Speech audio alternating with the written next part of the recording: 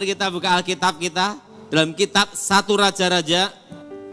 Kitab 1 Raja-Raja pasal 18 ayat 30 sampai dengan 32.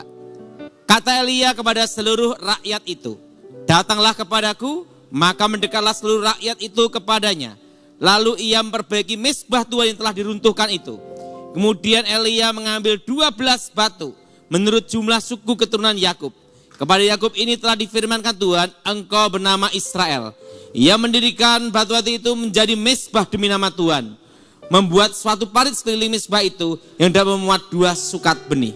Saudara yang kasih dalam Tuhan, ada suatu krisis di zamannya Elia. Dan itu adalah tidak hujan selama 3 tahun. Kalau kita perhatikan, tidak hujan sama sekali dalam 1 tahun, itu banyak tanaman-tanaman yang mati. Betul? Betul? Dan di situ ada satu kesusahan dan kesulitan. Banyak ternak-ternak yang mati juga. Karena kekurangan dan banyak yang kekeringan. Nah, untuk melakukan suatu perkara yang dahsyat, harus ada namanya kesungguhan. Berdoa sama Tuhan sungguh-sungguh. Elia berdoa supaya terjadi pertobatan atas Israel. Dan Tuhan menjawab, 3 tahun tidak ada hujan sama sekali. Tetapi untuk mendatangkan hujan itu, mendatangkan mujizat itu, langkahnya ada. Kita orang Kristen ingin mendapat suatu mujizat dengan instan. Betul? Betul? Ibaratnya Tuhan dijadikan kayak simsalabim, langsung jadi. Enggak. Tuhan tidak semudah itu. Mujizat Tuhan diperoleh tidak dengan hal yang instan. Tapi ada suatu proses. Dan proses itulah yang sangat menentukan hidup kita dan saudara. Amin. Nah, pertama, yaitu membangun mezbah Tuhan. Untuk supaya kita melihat suatu karya Tuhan dalam hidup kita. Untuk melihat suatu mujizat dalam hidup kita.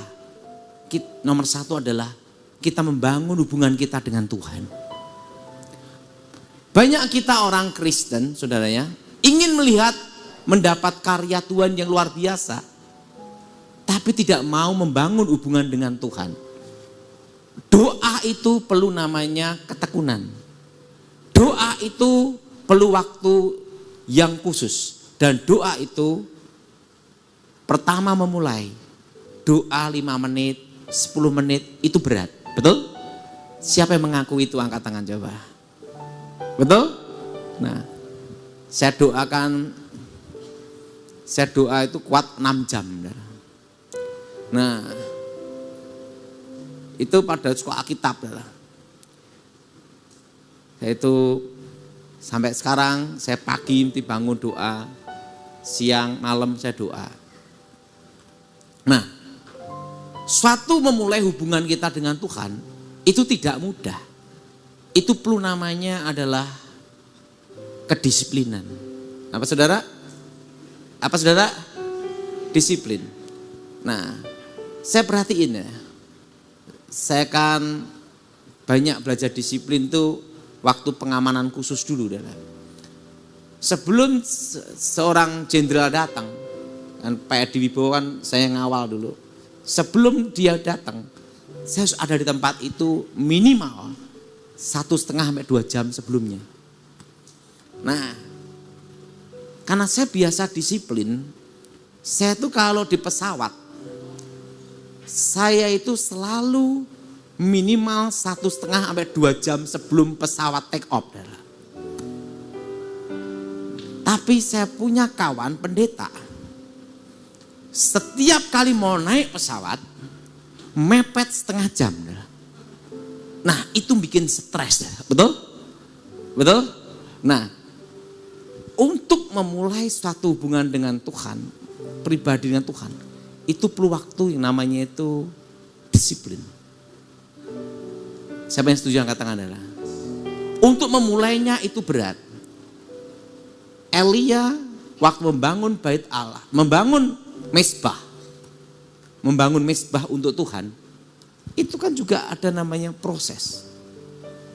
Kalau saudara ingin melihat suatu mujizat karya hidupmu dalam hidupmu, engkau harus mulai disiplin membangun hubungan dengan Tuhan. Dan semua harus dimulai dari sekarang. Dan tidak ada kata terlambat. Yang kedua, yaitu berkorban. Banyak orang ingin melihat suatu mukjizat dalam hidupnya, tapi tidak mau membayar harganya. Saya beritahu, nanti banyak gereja online. Kenapa? Karena sudah kebiasaan hampir 2 tahun, betul? Nah, datang saja pelit, apalagi online, betul? Kan jemaat yang murah hati sama yang pelit, banyak yang pelit, betul? Kalau di sini banyak yang murah hati, yang tahu hanya Tuhan. Kenapa? Pagi itu saya ngomong, oh, ketemu aja pelit apalagi online. Itu makanya Pendeta Hendro berdoa terus, setiap doa rambutnya rontok satu. Karena pergumulannya berat. Offline aja susah, apalagi online. Nah, banyak orang ingin melihat suatu mukjizat, suatu karya dalam hidupnya. Tapi dia tidak mau berkorban, membayar harganya. Dalam suatu motivasi pelayanan, ini pengalaman hidup saya. Kita pikirkan Tuhan, Tuhan pasti pikirkan kita. Kenapa saya berkata demikian? Ya, tanya sama Michael. Selama krisis ekonomi, selama krisis gara-gara ini, corona, hampir kira-kira berapa ya? Hampir 2 tahun. Saya itu tidak nerima PK dari gereja ini 100.000 pun. Coba tanya sama Michael. Saya ngomong sama Michael, gereja aja susah, mosok saya tambahin susah. Kan gitu saudara. Artinya apa? Motivasi dalam pelayanan itu penting sekali. Pelayanan itu bukan bisnis. Pelayanan itu adalah dari hati. Dari apa saudara? Dari apa saudara? Hati. Loh saya tanya mereka selama 2 tahun, hampir 2 tahun. Padahal PK aja gini, tidak usah mereka, gereja kamu aja susah. Saya tidak mau nambahin susah. Kenapa? Karena pelayanan itu adalah suatu pengabdian dan pengorbanan. Pelayanan, pengabdian dan apa saudara? Pengorbanan. Saya ngomong Michael, nanti udah gerejanya sudah offline kumpul, terserah kamu lah Michael, dia bilang gitu. Nah, tapi kalau waktu susah-susah janganlah lah gitu. Kenapa? Tuhan itu melihat hati. Kita harus mau berkorban. Apa saudara? Apa saudara? Berkorban. Saya punya pengalaman khusus tentang bahwa kita semua harus berani membayar apa? Harga. Suatu kali saya diminta untuk ngajar di Akademi Kepolisian Semarang. Waktu itu gubernurnya Khairul Rasyid, wakil gubernurnya Bagus Eko Danto. Waktu itu saya diminta ngasih pengarahan di Akademi Kepolisian Semarang. Yang saya arahkan itu taruna-taruna, termasuk mereka yang di pendidikan ada yang non-job. Di situ ada yang stres juga karena non-job, jadi staf dan lainnya. Saya ngajar mereka dari tahun 2001 sampai 2003. Dan mereka itu taruna-taruna. Setiap kali saya ngajar, dikasih insentif. Saya ngomong, you gak usah kasih. Kenapa? Gak usah. Karena apa yang kita tanam sekarang, pada waktunya kita akan tua ya. Saya ngomong, you gak usah ngasih saya. Penting saya ngajar aja. Itu saya ngomong sama Gubernur Akpol, Khairul Rasyid, gak usah ngasih saya insentif. Selama 2 tahun. Saya berangkat 2001 sampai 2003. dari Solo Semarang, saya sendiri susah. Karena waktu itu saya ngerintis plastik, sehari hanya untung 5.000, 10.000 sehari. Tapi saya mau berkorban, mau membayar harganya. Waktu itu saya ngasih pengarah mereka, calon perwira dan non perwira. Mereka stres, ya saya didik, saya bimbing. 2 tahun, saudara. Dan ongkos pulang pergi bayar sendiri. 2004 saya diminta untuk pengamanan khusus presiden. Tahu enggak?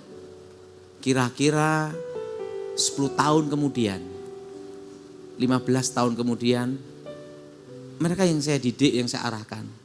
Suatu kali, saya KKR, khotbah di satu tempat di daerah. Biasanya itu kan yang pendeta yang nyari ikan untuk izin kebaktian di Polres kan gitu, untuk KKR.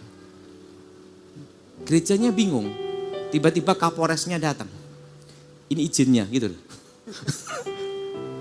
Langsung perwiranya ketemu saya, langsung gini.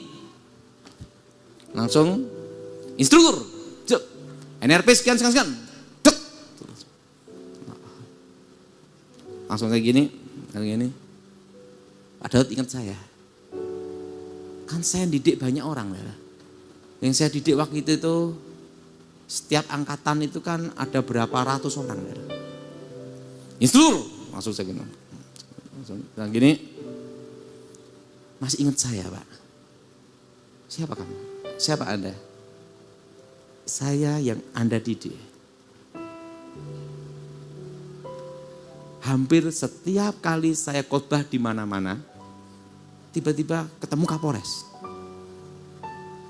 Ada jadi Wakapolda, tiba-tiba datang. Siap!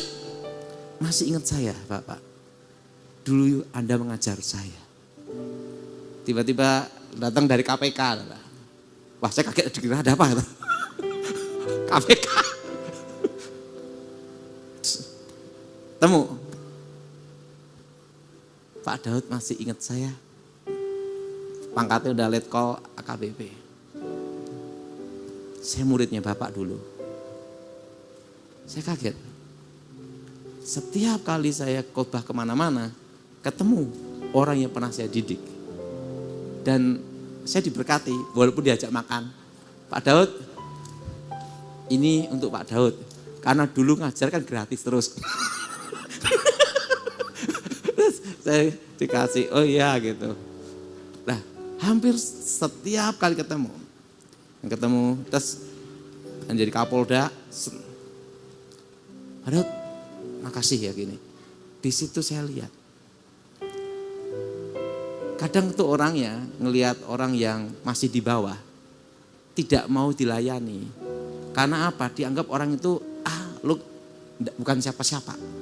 Kadang itu kita pelayanan itu kalau orang milih-milih itu seperti itu, betul? Tapi kita enggak tahu.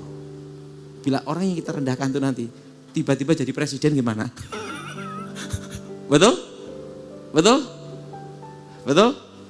Saya tidak menyangka orang yang saya didik, yang saya arahkan, tiba-tiba ini. Tapi pada itu saya ngajar itu perlu pengorbanan. Saya aja susah. Kenapa susah? Ongkos pulang pergi bayar sendiri. Semua bayar sendiri, 2 tahun. Tapi setelah 10 tahun ke depan, 15 tahun kemudian, saya ngelihat Tuhan itu baik. Nah, dan hampir setiap kali ke daerah-daerah, selalu saya didatengin. Masih ingat saya Pak Daud? Ya. Ada yang ngomong gini, Pak Daud, saya tidak bisa lupa dengan pengajaran Pak Daud. Tentang cara mengalahkan ilmu hitam untuk di bidang lapangan, untuk melumpuhkan ilmu kebal macam-macam. Karena ilmu itulah yang dipakai sampai saat ini dalam kami bertugas. Makanya setiap kali ada kejahatan yang berbau tentang ilmu kebal, gendam, kami langsung buka bukunya waktu kami masih taruna dulu. Yaitu apa? Pak Daud Tony mengajar kami untuk cara melumpuhkan ilmu kebal, cara untuk menangkap orang hipnotis, cara untuk eksekusi ini. Di situ kami belajar dari situ semua. Dan setiap kali ada kasus, yang pertama kali kami ingat satu, kalau kasus kejahatan yang berhubungan ilmu kebal, ada satu guru saya yang waktu di Akpol mengajar saya. Gitu. Nah di situ saya lihat Saudara, pelayanan itu kita tidak boleh pilih-pilih. Siapa yang setuju angkat tangan Saudara? Dan ingat, dan kita harus berani membayar harganya. Harga, yaitu mau berkorban. Sekarang bagaimana kita mau melihat mujizat Tuhan, pelayanan kita diberkati, bisnis kita diberkati, kalau kita sendiri pun tidak mau berkorban. Pernah suatu kali, ini saya cerita sendiri, ada satu pendeta, dia kalau khotbah semua suruh menabur, tapi dia peliti setengah mati. Saya ngomong sama dia, saya pernah, tapi yang jelas bukan GSJS, bukan. Lah bayangin, dia telepon saya, Pak Daud, pelayanan ya itu. Saya dari Jakarta ke tempatnya dia bolak-balik naik pesawat. Suruh khotbah berapa kali, setelah itu dikasih uang transport aja udah dapat Saudara. Tapi saya diminta lagi dia pelayanan, tetap saya layani. Dalam berapa tahun dia minta saya, walaupun saya dibikin kaya pun saya tetap melayanin. Kenapa Saudara? Saya lihat Tuhan. Bayangin, ongkosnya pesawat aja 1 juta pulang pergi. PK-nya 300.000 itu gimana Saudara? Tapi waktu khotbah jemaatnya banyak. Tapi ngasih PK segitu. Tapi waktu itu saya ngomong, dikasih persembahan, saya terima, tak kasih yang gereja lagi. Kenapa saya lakukan itu? Saya lihat Tuhan. Kan biasanya habis itu diundang khotbah enggak mau lagi kan gitu. Oh enggak, saya tetap khotbah. Diminta dia berapa kali, saya khotbah. Sampai saya khotbah itu dalam 4-5 tahun khotbah di tempatnya dia. Walaupun diperlakukan seperti itu. Kenapa? Yang pertama saya lihat satu. Pelayanan harus ada korban. Jelas Saudara? Harus ada Saudara? Kalau kita ingin melihat hidup kita diberkati, kalau kita ingin hidup kita mendapat mujizat, kita harus mau berkorban. Membayar apa Saudara? Harga. Jadi saya saran kepada jemaat semua, engkau memang ingin mengalami mujizat, tapi gimana kamu mengalami mujizat? Kalau engkau tidak mau membayar harganya. Waktu itu kering, mereka mau berkorban. Korban itu apa? Binatang untuk bakaran. Air, pada itu waktu susah air. Baru api turun dari langit. Mujizat terjadi. Pertama membangun hubungan dengan Tuhan. Dan yang kedua, ingat Saudara, berani membayar harganya. Apa Saudara? Apa Saudara? Berani membayar apa? Nah, dan yang ketiga, motivasi dalam hidup kita. Tujuannya apa? Saya sering dalam pelayanan itu ada yang ngerjain, ada yang macam-macam. Satu aja. Penting bukan saya yang melakukan. Penting saya harus melayani apa yang terbaik untuk Tuhan. Siapa yang setuju angkat tangan Saudara? Jadi kalau kita pikirkan Tuhan, pasti Tuhan pikirkan apa Saudara? Kita. Ingat Saudara, tahun ini, dari tahun lalu saya sudah pesan. Tahun inflasi. Saya masih ingat itu, angkat tangan coba. Tahun ini akan terjadi inflasi selama berapa tahun? 5 tahun akan terjadi inflasi. Terus ini Saudara. Inflasi selama 5 tahun. Dan corona ini akan mutasi terus sampai 5 tahun. Dari tahun 2020. Tapi kalau inflasi dimulai tahun ini Saudara. Harga-harga barang naik, harga diri tidak ada yang naik, pada turun. Ya. Mau cari diskon, betul? Cari apa, saudara? Cari apa? Diskon. Nah, apa pesan Pak Daud untuk ini? Saya kasih tahu. Saya kasih satu pesan untuk saudara. Tahun depan ada tahun politik. Tahun apa, saudara? Tahun politik. Ada geopolitik, ada geostrategis. Tahun depan masuk geostrategis. Pemetaan terjadi.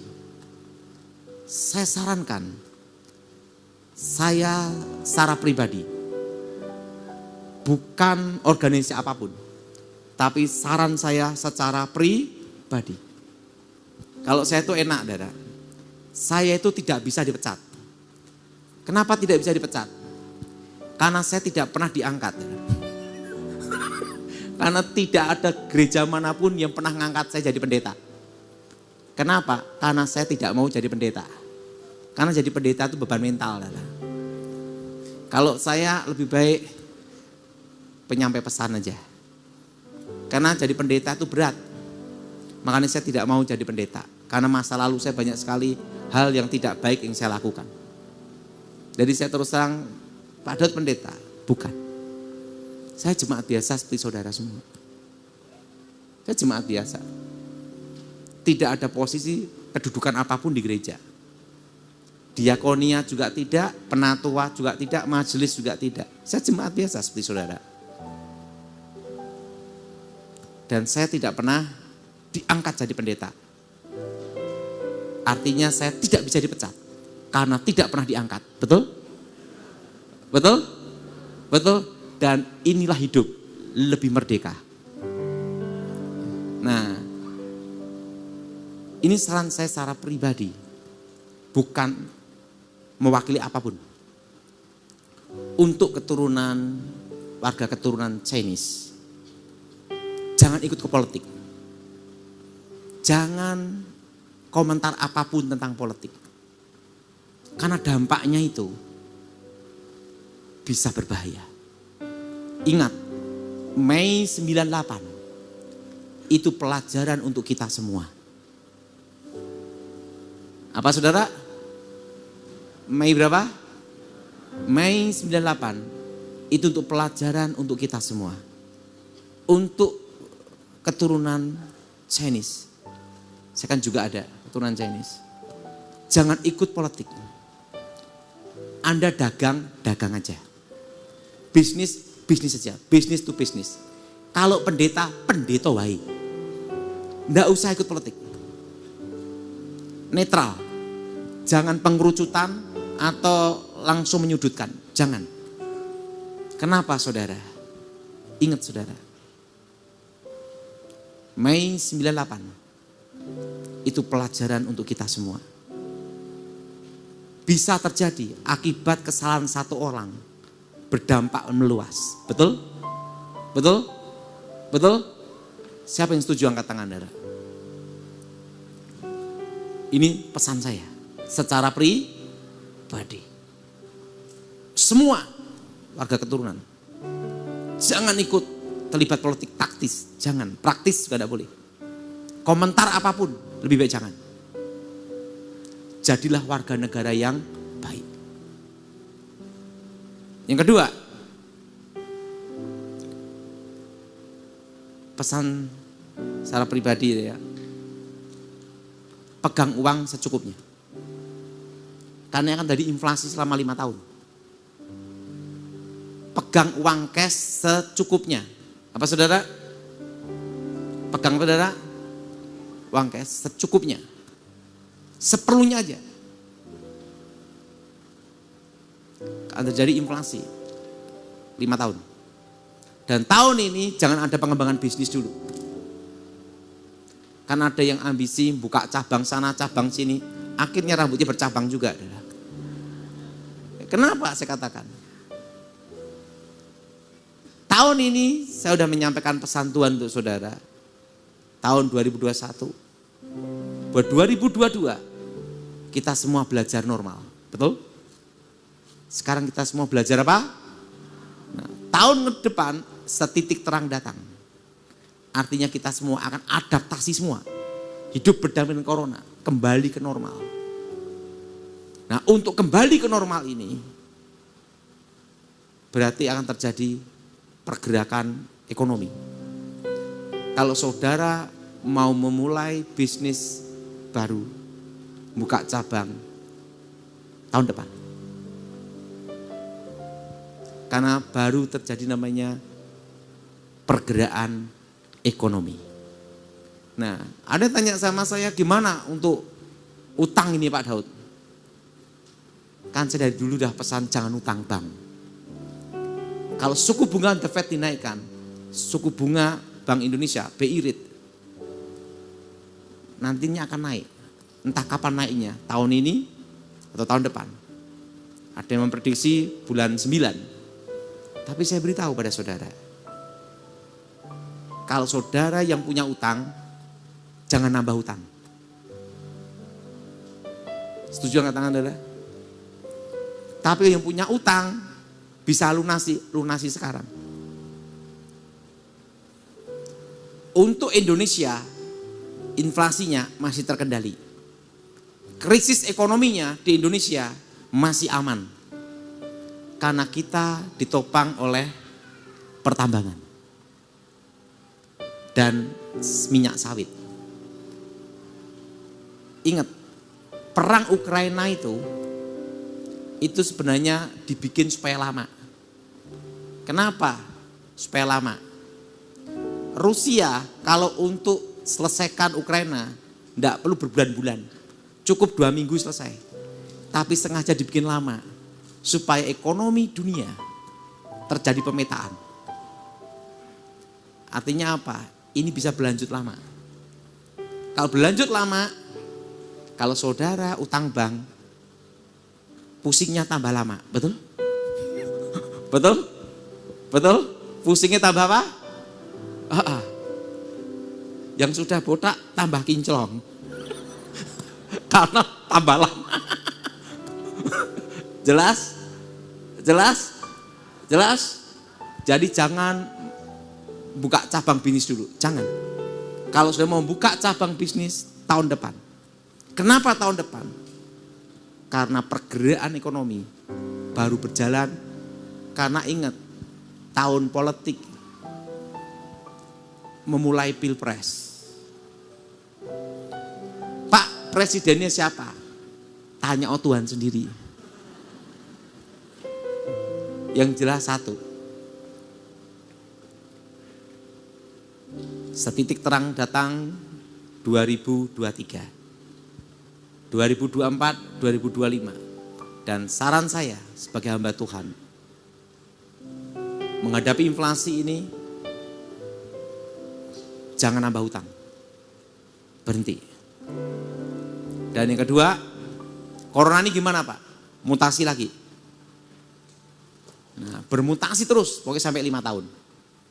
Sekarang enggak usah mikir corona, mikir ke weteng. Mikir kenapa? Perut. Dalam hidup ini ada 3 hal. Pertama, otak harus waras. Tetapi perut harus keras, betul enggak? Betul? Dan kerja keras. Amin.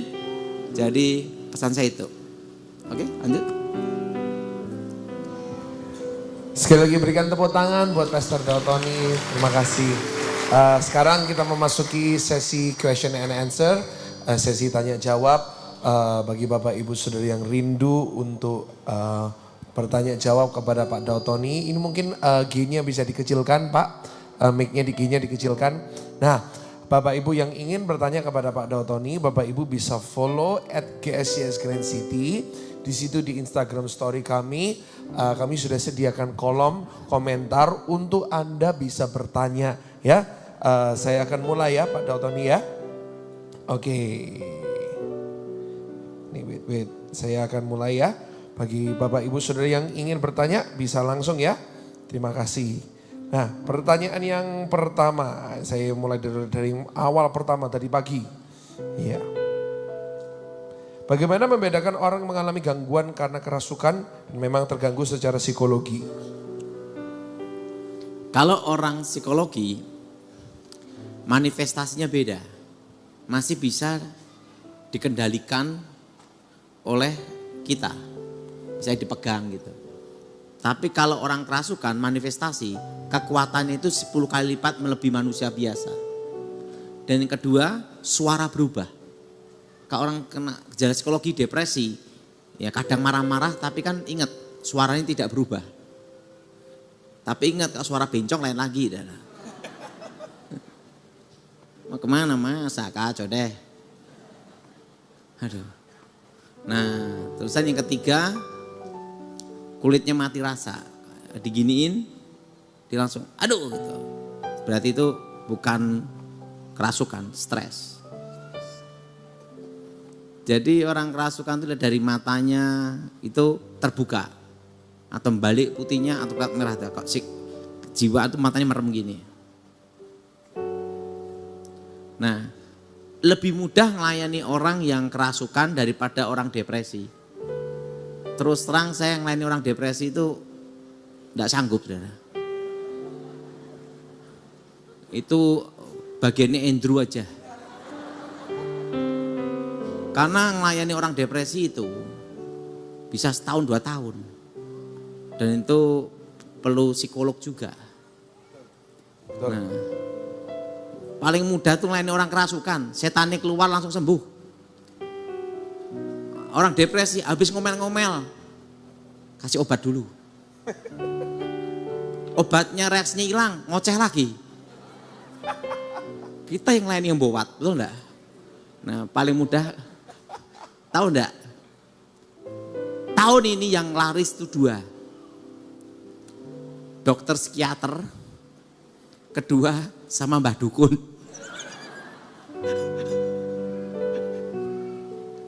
Tapi nomor 1 tetap pendeta. Banyak yang stres, konseling, betul enggak? Jadi yang banyak gangtau, itu pendeta, kedua dokter apa? Psikiater, ketiga apa? Mbah Dukun. Kalau Mbah Dukun ini yang paling parah adalah. Paling apa? Paling parah. Jadi, saya kasih tahu. Kemarin kan saya baru ini, orang heboh kan tentang harta karun Soekarno. Ada gambar Garuda, setelah itu ada gambar Bung Karno. Itu emas, tontonan. Saya kata kepada saudara, itu bohong. Itu bohong 100%. Itu enggak ada. Kenapa enggak ada? Karena kakek saya pernah cerita. Perampas yang paling parah itu Jepang. Atau penjajahan. Belanda menjajah kita. Itu kira-kira 300 tahun lebih ya. Itu emas-emasnya sudah diambil, dibawa ke Belanda. Kedua, zaman Jepang, wesi-wesi pun diambil. Besi pun diambil, bukan emas lagi. Jadi tentang harta karun, zaman kerajaan, zaman dulu, emas puluhan ton, ada gambar Presiden Soekarno, gambar burung Garuda, itu tidak ada. Dari saudara yang sekarang berangan-angan mau cari harta karun itu, udahlah stop saudara. Kenapa?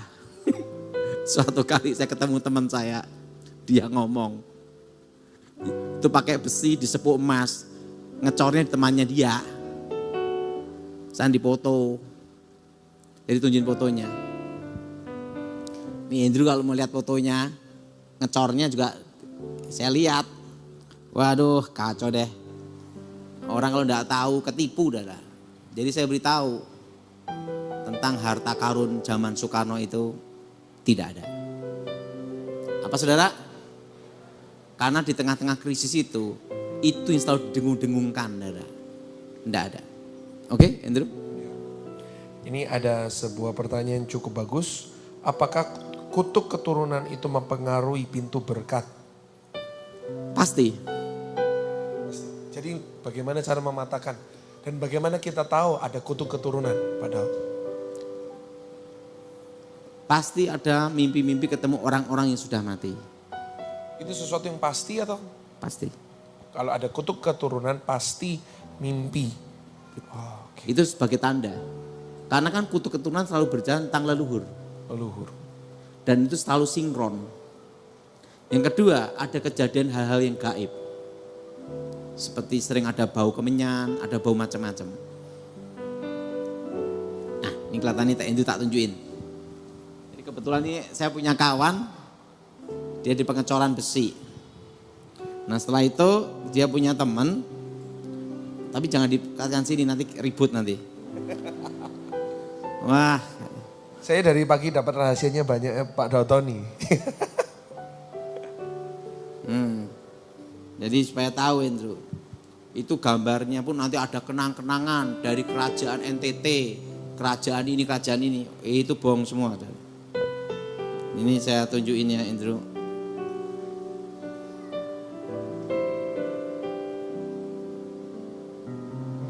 Bayangin ini tontonan, itu dalamnya besi, sepuhnya emas nih 1 gram.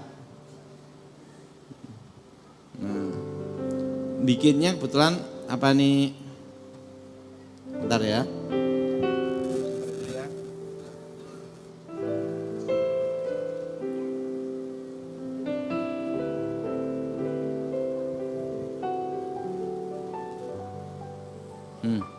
Indro. Itu emas. Emas sepuan. Nanti orang dipoto emas beneran. Nah ini.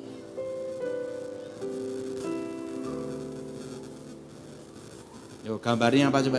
Nih Indro. Gambar apa? Bung Karno sama apa? Burung Garuda. Ini ngecornya ini. Saya punya teman-teman lagi ngomong ngecor di tempat kita, tanya wah kacau deh. Nah itu, nanti tulisannya ini lihat nih. Ini lihat nih. Oh, kenang-kenangan, direksi, bank pembangunan apa, ini ada semua ini. Ini penipuan semua. Jadi saudara yang ingin cari harta emas, ingat adanya di privat.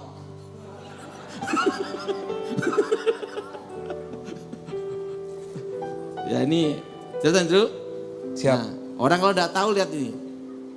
Coba di gambarnya ini, nih. Banyak yang seperti gini. Nah repotnya yang ketipu ini banyak orang pintar pun juga ketipu. Kenapa orang pintar digobodo? Karena ingin cepat kaya.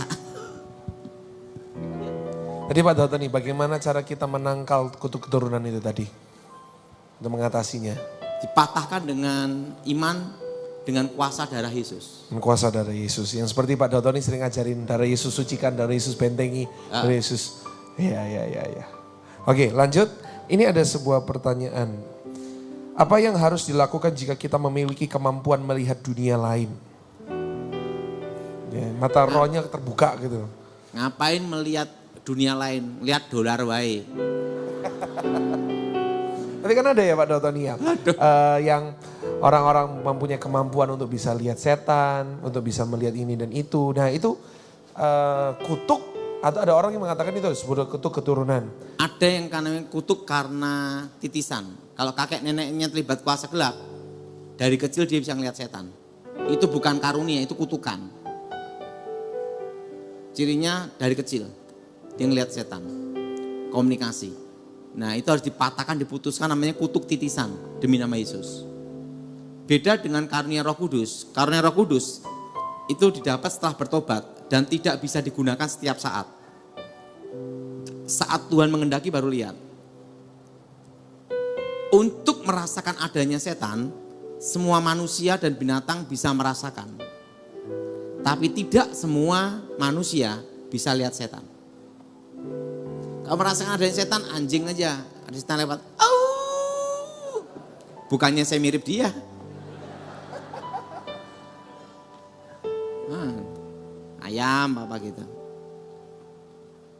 Bagaimana karunia yang seperti itu tuh bisa muncul Pak Dautoni? Sebenarnya gini ya. Untuk bisa lihat sesekali gitu. Ingin dapat karunia Roh Kudus. Iya. Penting melayanin aja. Dalam hidup kita ini, ndak usah mikir ke masa depan. Kesusahan hari ini cukup hari ini, betul? Penting jalan aja. Penting jalan aja. Saya mau cerita. Ya. Dalam suatu tindakan untuk melakukan suatu strategi, pada waktu kondisi khusus, situasi yang harus segera mengambil keputusan, itu harus dalam waktu yang singkat dan tidak boleh bocor. Karena kalau bocor, repot. Pernah suatu kali saya diminta, waktu itu saya mau khotbah di sini katanya ini. Di sini, saya ditelepon. Langsung dari telepon, ada? Langsung dia ngucapin sandinya saya, sandi. Dadak, dia sebut sandinya, cocokan sandi. Siap. Langsung saya siap. Oke, berangkat.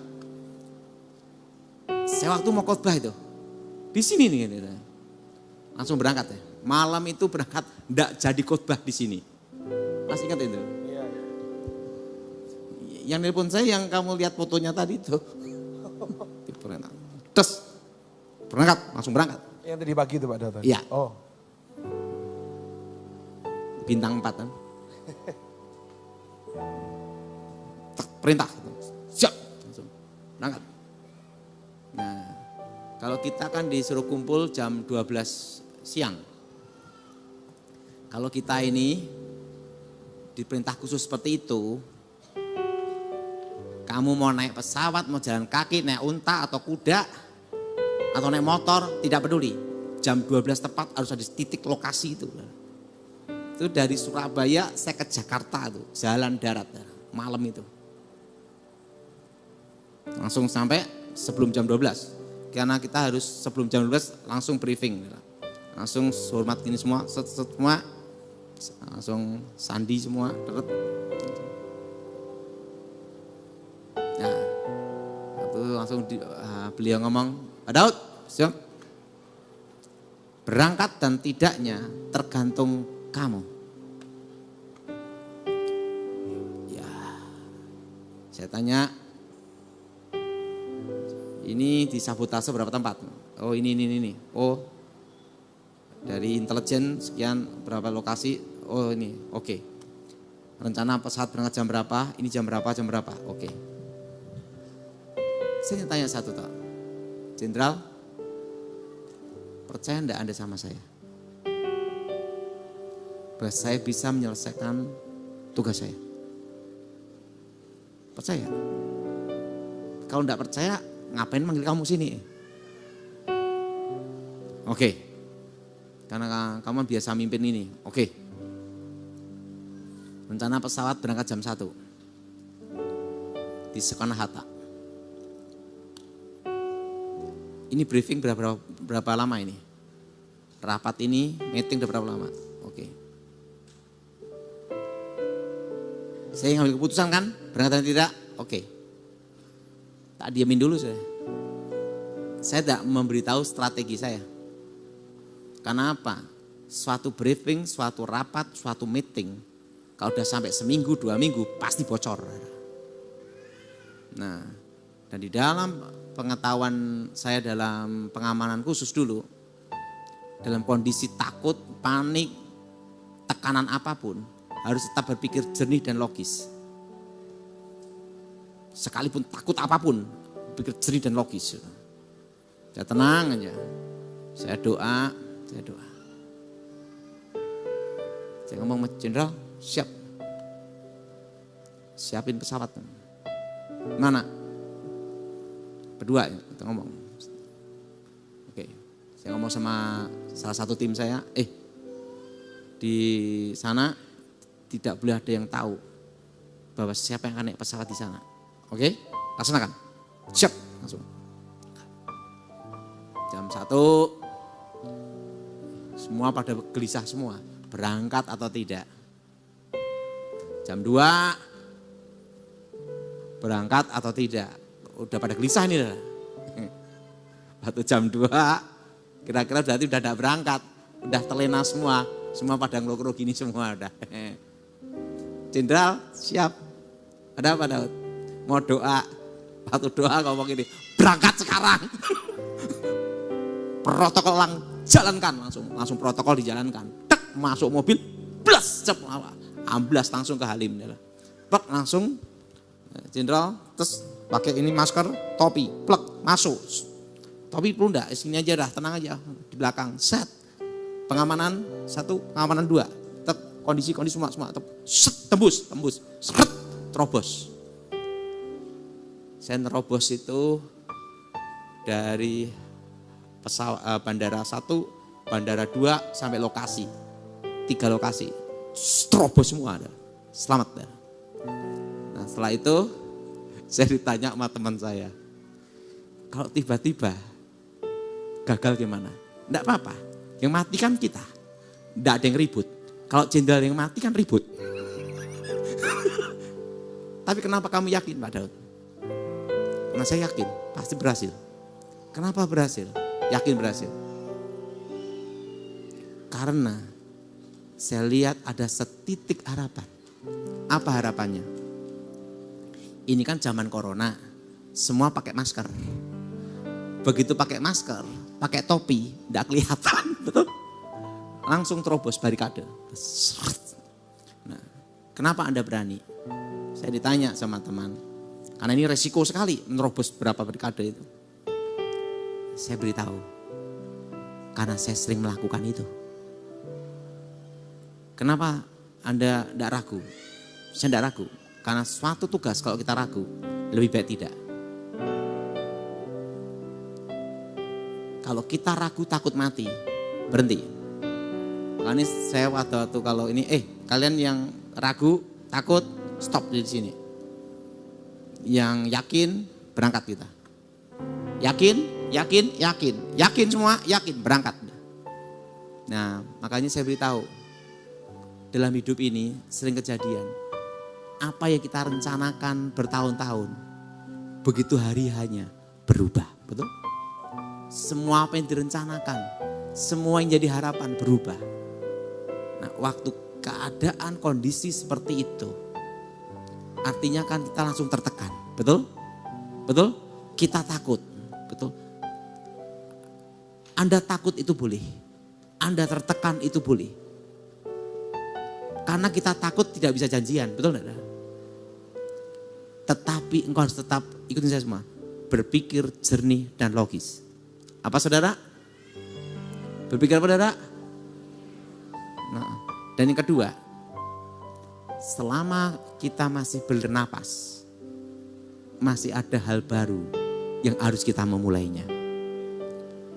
Kalau selama kita masih ada nafas, berarti masih ada kesempatan untuk memperbaikinya dan memulainya. Amin? Amin? Oke, Andrew? Ini waktunya sudah habis. Oh, habis Pak Pendeta. Sudah jam 5. Terima kasih banyak Pak Okay. Dautoni. Bapak Ibu Saudara boleh gak kasih tepuk tangan sekali paling dahsyat bagi Tuhan kita dan untuk Pak Dautoni. Mungkin Bapak Dautoni bisa tutup di dalam doa. Mari kita doa. Aku mohon kuasa Elohim bekerja, kekuatan Elohim bekerja, bebaskan dari yang jahat, bebas dari kegelapan, bebas dari kutuk. Kuasa Yesus bekerja, lawat secara pribadi Tuhan, lawat secara khusus Tuhan. Kerajaan Tuhan datang dan menjadi, bebaskan dari yang jahat. Lawat kami Tuhan secara pribadi, berkati firman, berkati ini semua. Demi nama Yesus HaMasyiah, yang percaya katakan amin. Amin. Kita berikan tepuk tangan sekali paling dahsyat bagi Tuhan kita.